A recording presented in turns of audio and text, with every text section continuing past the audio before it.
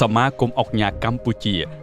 គឺជាស្ថាប័នឯកជនដ៏លេចធ្លោមួយបណ្ដុំទៅដោយធុរជនដ៏មានសក្តានុពលបាននឹងកំពុងវិនិយោគលើពហុវិស័យដែលមានគុណវុឌ្ឍិពេញលេញក្នុងការបង្កើតកិច្ចសហប្រតិបត្តិការពាណិជ្ជកម្មជាមួយបណ្ដាដៃគូជាតិនិងអន្តរជាតិ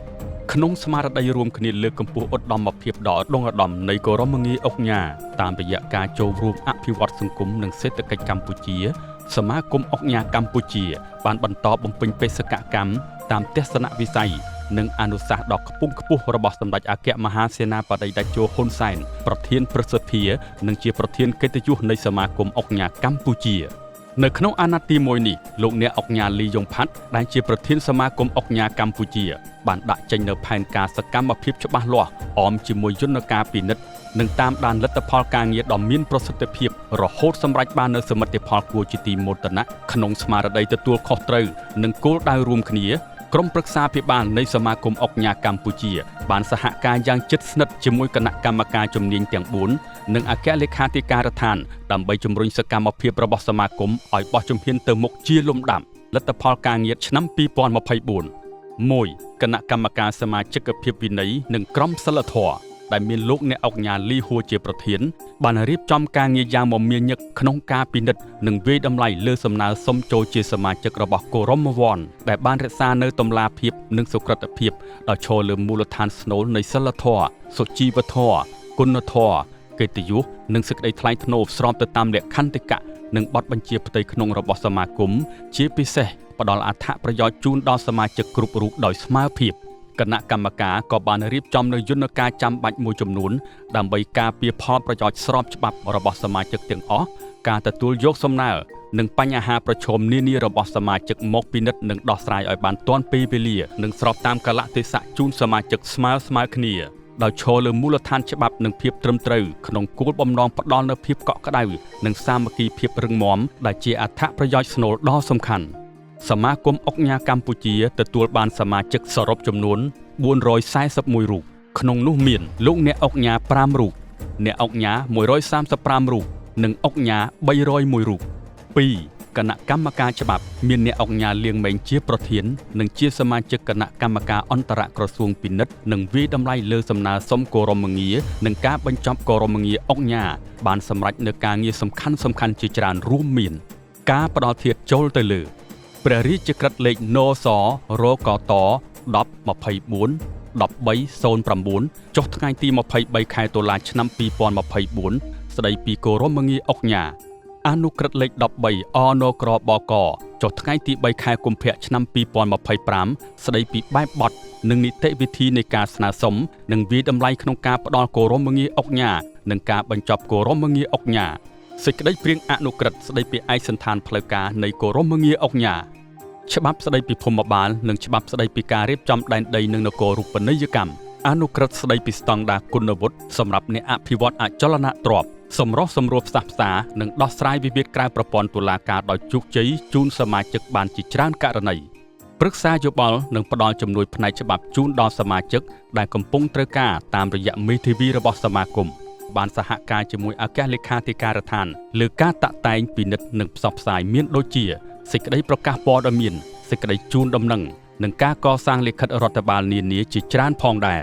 3. គណៈកម្មការរដ្ឋបាលនិងហិរញ្ញវត្ថុក្រុមការដឹកនាំដោយអ្នកអង្គការផែហុកឈួនបានសហការយ៉ាងជិតស្និទ្ធជាមួយអគ្គលេខាធិការដ្ឋានដើម្បីរៀបចំនូវធនធានមនុស្សដែលមានលក្ខណៈសម្បត្តិគ្រប់គ្រាន់ក្នុងការបំពេញការងារជូនសមាគមប្រកបដោយឆន្ទៈមោះមុតនិងទំនួលខុសត្រូវខ្ពស់ព្រមទាំងអនុវត្តនីតិវិធីតាមស្តង់ដាររដ្ឋបាលក៏ដូចជាប្រព័ន្ធគណនេយ្យដើម្បីធានាថាប្រតិបត្តិការប្រចាំថ្ងៃរបស់សមាគមប្រព្រឹត្តទៅដោយរលូនទាំងលើការតាក់តែងនិងរក្សាទុកលិខិតស្នាមនានាការស្នើសុំការចាត់ចែងការគ្រប់គ្រងការត្រួតពិនិត្យផ្នែកហិរញ្ញវត្ថុរបស់សមាគមធានាបាននូវតម្លាភាពសុក្រិតភាពគណនេយ្យភាពការសន្សំសំចៃនិងប្រើប្រាស់ចំគោលដៅស្របទៅតាមទស្សនវិស័យនិងបេសកកម្មរបស់សមាគមអង្គការកម្ពុជាតែងតែបំពេញសកម្មភាពមនុស្សធម៌ជាប្រចាំរួមមានបានថ្វាយអង្គរនិងថវិកាថ្វាយអង្គព្រះមហាក្សត្រនិងលោកម៉ែដើម្បីចូលរួមដង្ហែព្រះរាជសកម្មភាពសពរិធម៌ដ៏ឧត្តមប្រកបដោយទស្សពិតរាជធម៌របស់ព្រះអង្គទាំងទ្វេ បានឧបត្ថម្ភសម្លៀកបំពាក់សម្ភារៈសិក្សានិងមធ្យោបាយធ្វើដំណើរដល់សិស្សានុសិស្សដែលមានជីវភាពលំបាកព្រមទាំងថវិកាសម្រាប់សាងហេដ្ឋារចនាសម្ព័ន្ធនានានៅអនុវិទ្យាល័យស្ទឹងជ្រៅខេត្តកណ្ដាលបានឧបត្ថម្ភសម្លៀកបំពាក់សម្ភារៈសិក្សានិងគ្រឿងឧបភោគបរិភោគដល់កុមារកំព្រាកំពុងរស់នៅក្នុងមណ្ឌលចំនួន4ក្នុងខេត្តកំពង់ស្ពឺបានចូលរួមបរិច្ចាគជូនកាកបាទក្រហមកម្ពុជាក្នុងឱកាសខួបទី161ទិវាពិភពលោកកាកបាទក្រហមនិងអធិច័ន្ទក្រហមឆ្នាំ2024បានឧបត្ថម្ភថវិកាក្នុងមូលនិធិសាងសង់សារមន្ទីរសម្ដេចព្រះព្រំរតនមនីពិនសែមនាខេត្តសៀមរាបបានចូលរួមឧបត្ថម្ភថវិកាក្នុងមូលនិធិកសាងហេដ្ឋារចនាសម្ព័ន្ធតាមព្រំដែនតបតាមការអំពាវនាវដ៏ខ្ពង់ខ្ពស់របស់សម្ដេចធិបតីនាយករដ្ឋមន្ត្រីនៃព្រះរាជាណាចក្រកម្ពុជាបានចូលរួមឧបត្ថម្ភថវិកាក្នុងមូលនិធិការប្រកួតកីឡាយុទ្ធគុណចម្រុះបុរាណខ្មែរគ្រប់ទម្រង់ពានរង្វាន់សម្ដេចធិបតីបានឧបត្ថម្ភថវិកាដើម្បីសាងសង់អគារនិងទិញសម្ភារៈជូនដល់លោកគ្រូអ្នកគ្រូនិងសិស្សានុសិស្សក្នុងខេត្តកំពង់ធំរួមនឹងសកម្មភាពសប្បុរសធម៌ជាច្រើនទៀត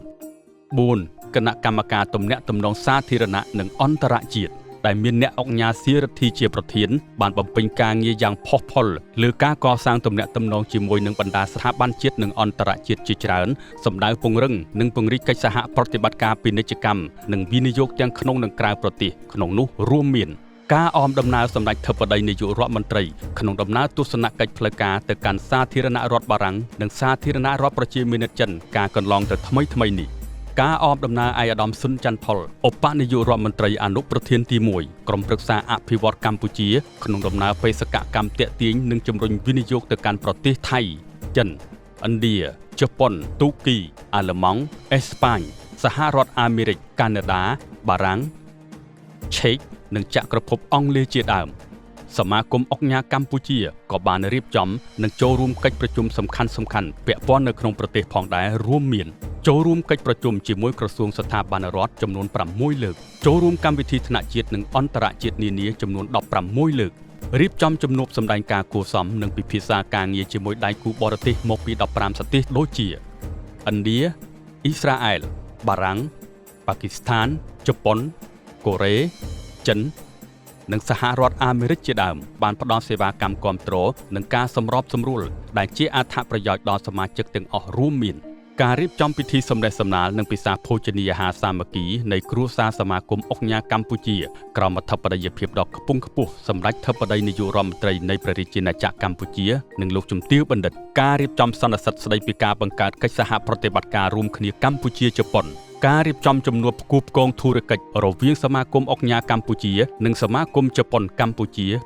2024សមាគមអង្គការកម្ពុជាក៏មានការចុះអនុស្សរណៈនៃការយោគយល់គ្នាជាមួយមន្ទីរពេទ្យអន្តរជាតិអរិនដា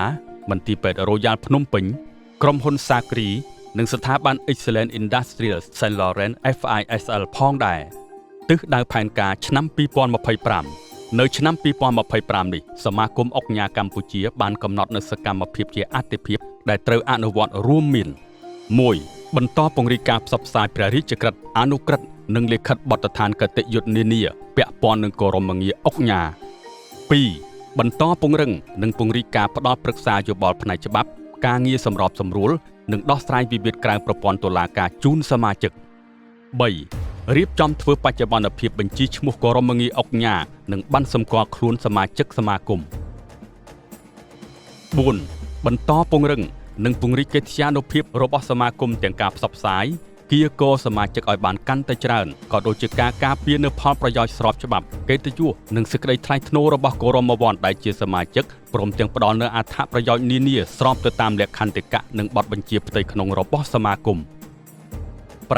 បន្តអនុវត្តសកម្មភាពជាដៃគូជាមួយរាជរដ្ឋាភិបាលនិងស្ថាប័នឯកជននានាលើសកម្មភាពជំរុញពាណិជ្ជកម្មនិងវិនិយោគក្នុងគោលដៅផ្ដល់នូវអត្ថប្រយោជន៍ដល់សមាជិកដែលសុទ្ធសឹងតែជាពាណិជ្ជករក៏ដូចជាការរួមចំណែកក្នុងការបង្កើតការងារជូនប្រជាជនកម្ពុជា6បន្តសហការយ៉ាងជិតស្និទ្ធជាមួយរាជរដ្ឋាភិបាលកម្ពុជាលើកិច្ចការតំណាងឲ្យគោរមវ័នទាំងអស់នៅក្នុងព្រះរាជាណាចក្រកម្ពុជាព្រមទាំងការពិនិត្យវាយតម្លៃលើកសំណើនិងការបញ្ចប់គោរមងារអង្គការ